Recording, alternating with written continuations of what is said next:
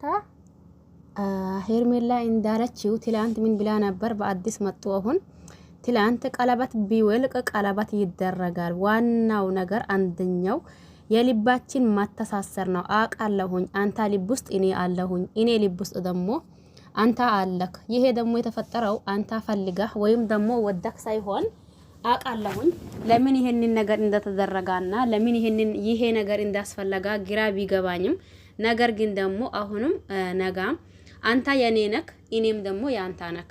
ብዙ ቤተሰብ እናፈራለን፣ ብዙ ልጆችም እንወልዳለን። ስለዚህ ምንም ነገር እንዳትፈራ፣ ምንም ነገር እንዳታስብ። ይወልክ ትላንት ያወለቁት ቀለበቴን እነሱ ዛሬ ደግሞ አንተ መልሰክ ታደርግልኛለህ ብላ ነበር። ደግሞ ይሄንን እናንተ እኔ ደግሞ ዛሬ ያየሁት ነገር ማመን ሁላ ነው እያቀተኝ ያለው። አብርሽ በዚህ ልክ ተለወጠ እንዴ እናንተ? እኔ አላምንም። የምሬኔ ነው እንዴ? ከትላንት እንኳን ትላንት ትንሽ እየሳቃ ወይም ደግሞ ፈገግታው ተመልሶ ነበር። አዎ እናውቃለን። ነገር ግን ከዛ ከሁለት ቀን ከሶስት ቀን በፊት ያነበረው አብርሽ ዛሬ ደግሞ ሌላ ሰው ሆኖ በዚህ ልክ እኔ ማመን ሁላ እያቀተኝ ነው።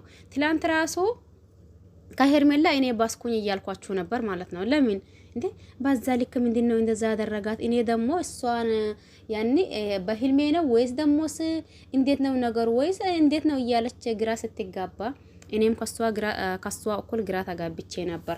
ምን ሊላችሁ ነው? አሁን ያየሁት ነገር ደግሞ እጅጉን እየገረመኝ ነው በነገራችን ላይ ማለት ነው። በዚህ ልክ አብርሽ ተቀየረ እንዴ? እኔ አላቅም። ያየሁት ነገር ግራ ያጋብቶኛል፣ እናንተንም ጭምር ወይስ እኔን ብቻ? ለማንኛውም ይሄን ቪዲዮ እስከ መጨረሻው ድረስ በማስማትና እንዲሁም ደግሞ በማዳመጥ ሀሳብ አስተያየት ካላችሁ ኮሜንት ስር ማስቀመጥ ትችላላችሁ። እንዳልኳችሁ በአዲስ ነገር መጥተዋል። ይሄም አዲስ ነገር አዲስ ቀለበት ነው። ምን ትላላችሁ እናንተ ማለት ነው? በአዲስ ቀለበት ከዛና በፊቱ ሲወጥቅ ደግሞ አሁን አዲስ ቀለበት መጣ ማለት ነው። ሌላ ሰርግ ነው እንዴ እናንተ? ሌላ ፕሮግራም ወይ በቃ እንደው አብርሽ እንደው ማቻሉን እስታ በቃ እንግዲህስ አንተ ስታዳርግ እነሱ ሲያወጡ አሁንም ድጋሜ አሁንም ይሄንን እንዳይወስዱት ነው የፈራሁት። ለማንኛውም ሰላም አለይኩም ወራህመቱላሂ ወበረካቱሁ። ወድና ተከበራችሁ ቤተሰቦቼ በሙሉ ሀባይብ እንዴት ናችሁ? ደህና ናችሁ ወይ? እኔ ደህና ነኝ አልሐምዱሊላህ። እናንተስ እንዴት ናችሁ? ሁላችሁንም ሰላም ብያለሁኝ። በያላችሁበት ዓለም ዳርቻ የአላህ ሰላም እንዲሁም እዝነት በረከት ርህራሄ ከእናንተ ጋር ይሁንልኝ እያልኩላችሁ መጥቼላችኋለሁኝ። ሲመጣ ምንድነው እንዴት ነው የሚለው እንዳልኳችሁ የምናይ ይሆናል ማለት ነው። እኔስ አሁንም አንድ ነገር የፈራሁት ነገር አለ። ምን መሰላችሁ? እዚህ ጋር አሁን የቀለበት ፕሮግራም ነው ሊባላችሁ ማለት ነው።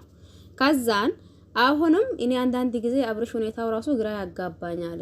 አሁንም ተመልሶ ወደ ሩታ ሄዷል ማለት ወደ ሩታ ሄዷል የሚባል ወሬ እንዳይመጣ ነው እኔ የፈራሁት ማለት ነው። እውነቴን ነው። እናንተም ይሄንን ነገር ፈርታችኋል እንዴ? ወይስ ደግሞ እኔ ብቻዬን ነኝ እየፈራሁት ያለሁት? ማለት አሁን ትላንት ምን እያላ ነበር ሰምታችኋል ብዬ አስባለሁኝ። ለኢፍሬምና እንዲሁም ደግሞ ለሩታ ደውለህ ንገራቸው፣ ምክንያቱም እንዳይጨነቁና እንዳያስቡ እያላ ነበር ማለት ነው። አሁን ተመልሶ አሁንም ልቡ እነሱ ጋር ነው ያለው ወይስ ደግሞ እንዴት ነው ነገሩ? እኔ ምንም የገባኝ ነገር አይደለም፣ ግራ እየገባኝ ነው እንጂ ነገሩ ሊገባኝ ቀርቶ ማለት ነው። አሁን ደግሞ ሄርሜላና አብርሽ በአዲስ ሲመጡ ያው ትላንት እንዳለችው ምንም ነገር ሀሳብ ውስጥ እንዳትገባ ቀለበት ቢወልቅ ዋናው ልባችን መተሳሰሩ እንጂ ቀለበቱ ችግር የለውም። ከፈለከም ደግሞ መልሰህ ታደርግልኛለህ፣ ካልፈለከም ደግሞ ግዴታ አይደለም ቀለበት። በነገራችን ላይ አዎ አንድ ሰው ቀለበት አደረጋ ማለት ያ ሰው ልቡን አወቀው ወይም ደግሞ ልቡ እንትን ሆና ማለት አይደለም። ሄርሜላ ያኔ ቀለበቱ ሲያወልቁት ወይም ደግሞ አምጪ ብሎ ሲወስድባት ብዙዎቻችን ተጠበቅነው የነበረው የሆነ ተከፍታ ወይም ደግሞ የሆነ እንትን ብላት ይመጣለች ብለን ነበር። ነገር ግን ደግሞ ይሄንን ደግሞ ይሄ ማን ነው ኢፍሬም የምትሉት ራሱ አረጋግጠዋል። ይቺ ልጅ እያላ ያዛን ቀን ትላንት ነው መሰለኝ ይቺ ልጅ በፍቅር የተጎዳች ልጅ ራሱ አትመስልም። አሁንም ገና ያኒ የብዙ ወንዶች ምርጫ ሴት ናት። ስለዚህ እስቲ ዛሬ ደግሞ እኔ በዚህ ልክ አገኛታለሁ ወይም ደግሞ በዚህ ልክ ትገኛለች ብዬ አላሰብኩኝም ነበር። ያሰብኩት የነበረው ብዙ ትጎዳለች ወይም ደግሞ ብዙ ነገር ይፈጠራል ብዬ ነበር። ነገር ግን ደግሞ አንዳችም ነገር አልተፈጠረም እስካሁን ባለው ሰዓት። ዞሮ ተዛዞሮ እስቲ እድሉን ለሌላ ወንድ እንድትሰጣ ይነግራታለሁኝ። ምክንያቱም አብርሽ ላይ ያለበትን ሁኔታ አይታችሁታል ወይም ደግሞ አይተናል አብረን። ስለዚህ እድሉን ለሌላ ሰው ደግሞ እንድትሰጣ ይነግራታለሁ ብዬ ነው እያላ እዚህ ጋር ሲያወራብን ነበር ማለት ነው። እንዳለውም አዎ እንትና ሄርሜላ እኔ ሳስባት በቃ ያኔ ቶሎ ተስፋ የምትቆርጥ ያኔ ቶሎ ደግሞ እንትን የምትሆን ሰው ነው የምትመስለኝ የነበረው ማለት ነው። ነገር ግን ደግሞ በዛኛው ሳምንት ወይም ደግሞ በዛኛው ሰሞን ማለት በሚቻል ልክ ያኔ ያየነው ነገር ትንሽ ከባባድ ነገር ነበር። አሁን ደግሞ ያም ሁላ አልፎ የቀለበት ፕሮግራም እያሉ ነው። እናንተስ ምን ትላላችሁ? ለማንኛውም ለዚህ በአዲስ ከሆነ ሰብስክራይብ ማድረግ አትርሱ። ነባር ቤተሰብ ከሆናችሁ ላይክ ሼር እያደረጋችሁ አበረታቱኝ። ባይ ባይ።